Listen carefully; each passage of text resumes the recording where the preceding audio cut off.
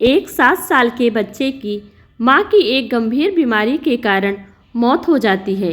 कुछ समय के बाद उस बच्चे के पिता अपने बच्चे को माँ का प्यार मिले ये सोचकर एक दूसरी शादी कर लेते हैं।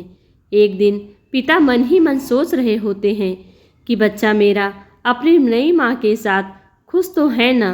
क्या मेरे बेटे को उसकी पुरानी माँ याद तो नहीं आती ना? मेरे बच्चे को नई माँ और पुरानी माँ में क्या फ़र्क लगता होगा? वो अपने बच्चे को अपने पास बुलाते हैं। पिता अपने बेटे से पूछते हैं कि तुझे तेरी नई माँ और पुरानी माँ में क्या फ़र्क लगता है? बच्चा अपने पिता को बहुत ही धीमी आवाज़ में कहता है कि मेरी पुरानी माँ झूठी थी और ये नई माँ सच बोलती है। बच्चे का जवाब सुनकर उसके पिता हक्के बक्के रह गए। पिता ने बच्चे से पूछा कि जिस माँ ने तुझे जन्म दिया और पाल पोस के इतना बड़ा किया, वह माँ तुझे झूठी और कल की आई हुई औरत तुझे सच्ची कैसे लगती है? बच्चा बोला, मेरी पुरानी माँ मुझे हमेशा कहती थी, अगर तू मस्ती करेगा तो मैं तुझे खाना नहीं दूंगी। मैं फिर भी खूब मस्ती करता था।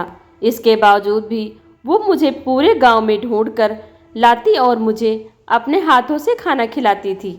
मेरी नई माँ भी यही कहती है कि अगर तू मस्ती करेगा तो मैं तुझे खाना नहीं दूंगी।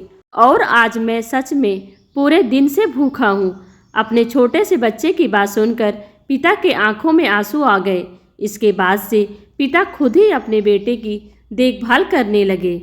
माँ जैसी बहुत मिल जाएंगी, लेकिन जो असली माँ है उसके जैसे कोई और हो ही नहीं सकता।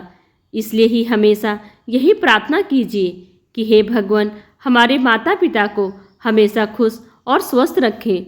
मंदिर में जाकर भगवान को पूजने से पहले अपने माता पिता को जरूर पूजें। हमारी असली माँ का स्थान और कोई नहीं ले सकता। चाहे वो कितनी भी कोशिश क्यों ना कर ले, माँ तो माँ होती है और हमारे खून के रिश्ते की बराबरी कोई नहीं कर सकता। आपके क्या विचार हैं इसके बारे में मुझे कमेंट में ज़रूर बताना।